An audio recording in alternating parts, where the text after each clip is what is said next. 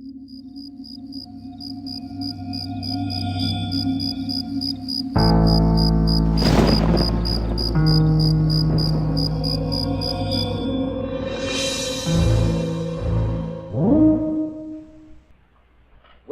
back to the Imaginary Gallery. It's TJ, your host.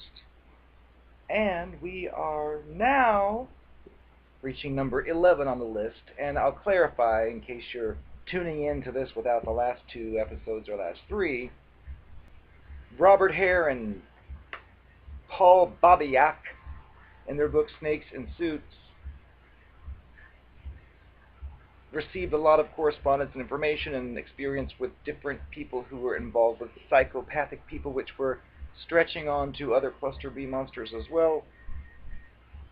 And they noticed common patterns, so they put all their information together in each circumstance somewhat, so they came up with a list. It's designed to enlighten the reader to traps and pitfalls along the path with this type of relationship.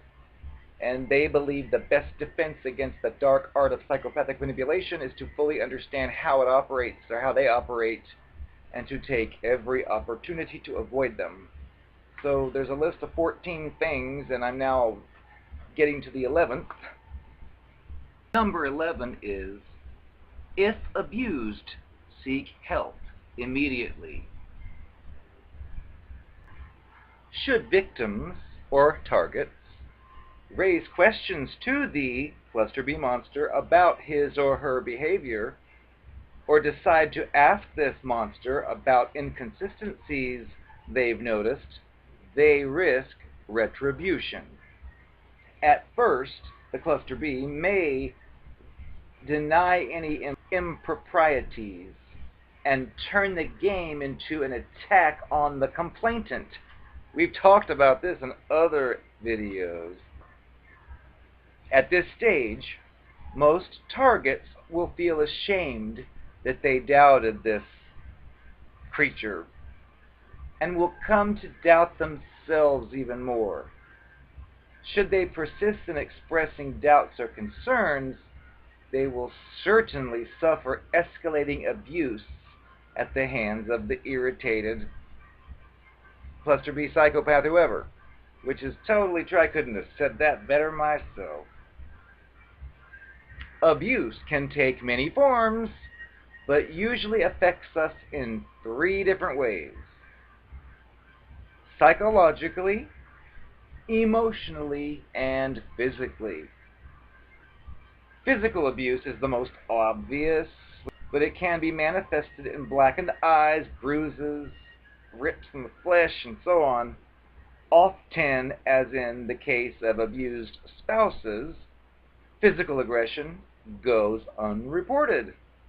Family members, astute friends, and co-workers who notice it may try to intervene, but they're usually forced to stand by helplessly because the victim refuses the assistance. And these authors state any type of physical abuse is dangerous, as psychopaths and other abusers tend to escalate their attacks over time. Emotional and psychological abuse is much harder to evaluate by outsiders, although it can be devastating to those in a psychopathic or cluster B relationship. Emotional abuse often leads to anxiety, distress, depression, inability to fall asleep, and just a generalized feeling of fear.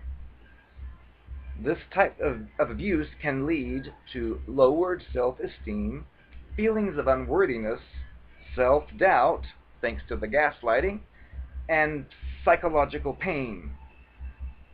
Individuals abused by these people feel that they are not themselves, or that something is wrong with them. They often blame themselves for the abuse, wondering, well, what did I do wrong to cause this? Because our thoughts and feelings affect how we behave. So the target, or the victim as they call it, may begin to do poorly on their job and get easily distracted, reticent, or overly emotional. Now, these monsters use emotional and psychological abuse to control their victims or their targets. If a target/victim of abuse, you should seek advice and counsel from those around you. Friends, family members, trusted colleagues, or, depending on what type of abuse it is, the authorities or human service providers dealing with these types of issues. Number 12. What to do when you realize you've been a pawn. Eventually, the unexplained lies, inconsistencies, negative feelings, and feedback from friends and family reach a point when the victim or target begins to realize that he or she has been a pawn in a psychopathic game. It may take a lot of validation, a lot of time for this realization to sink in. Now, once you understand what's happened, you may feel like a patsy or a fool. Many former victims or targets report saying to themselves, "How could I have fallen for these lies?" Or, "I'm a fool. This is a normal feeling." But it's not without its costs.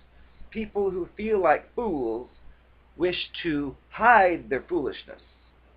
Rather than seek out confirmation or validation of their new view of the monster, they tend to avoid others. They sometimes believe that others have not seen what's going on, and while this may be the case, it is far better to confide in trusted friends and family than to allow the perception of foolishness to fester. Talking about your experiences and writing in a journal, they suggest, are good ways to dissipate the foolish feelings. You may also want to begin documenting what had transpired since you met this monster. Clearly, you should check your finances, personal documents, and other valuables that might have been taken or misused by these people, which, again, I've covered in other videos. It is important that you distance yourself and take action to protect yourself from further contact and retribution. Number 13. Work through your feelings of shame. Shame is a natural response to abuse. Because of this, many abusive situations are not ever reported. It's imperative that any feelings of shame be discussed with family, friends, or a trained professional. The first reason is that you do not deserve to feel shame, just as you did not deserve to be abused. It was not your fault. The creature you got involved with is a predator, and you were targeted and a victim. The second reason to seek help is that shame itself leaves you vulnerable to continued cluster B psychopathic manipulation. Consider some abused wives who, despite beatings and verbal assaults, beg their husbands that are abusive to take them back. It is just as easy for a creature to use your own shame against you as it was to use your flaws, lacks, and fears in the first place. Do not let shame for being conned prevent you from seeking help and guidance. Do not let this creature use it as a weapon against you. And then the last of the list is number 14, anger and aggression.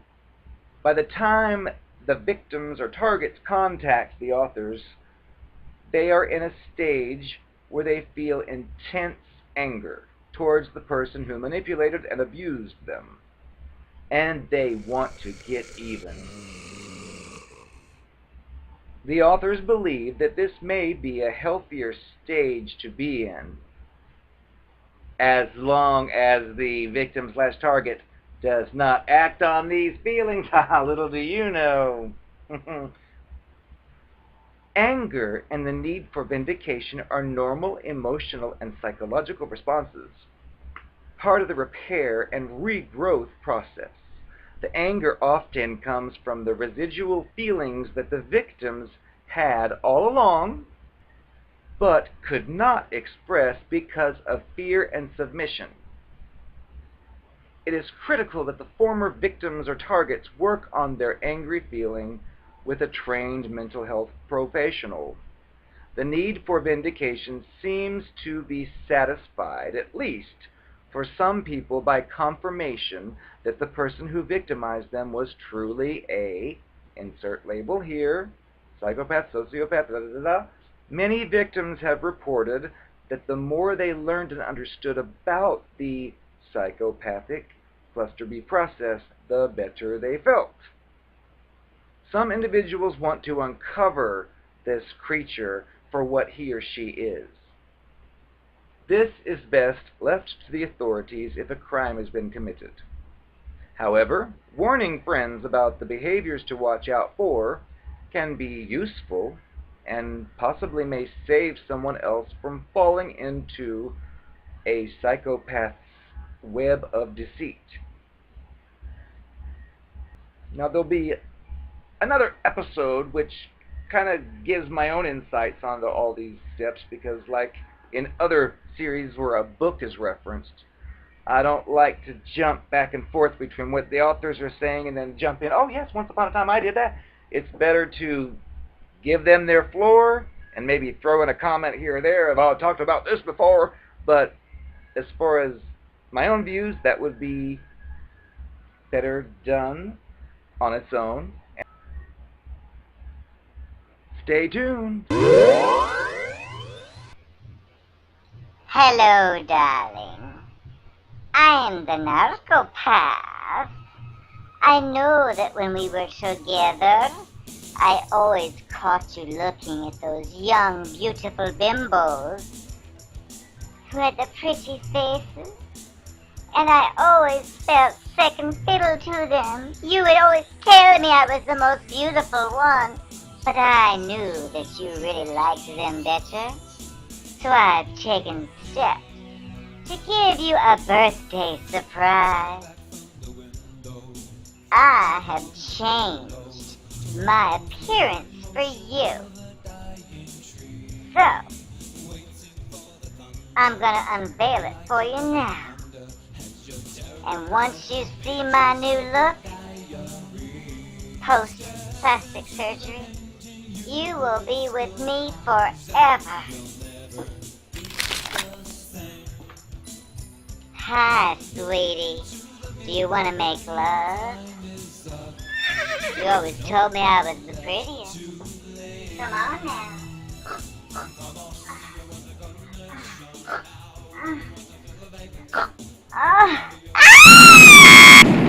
My plastic surgery fell off. Let's just say it was worth it.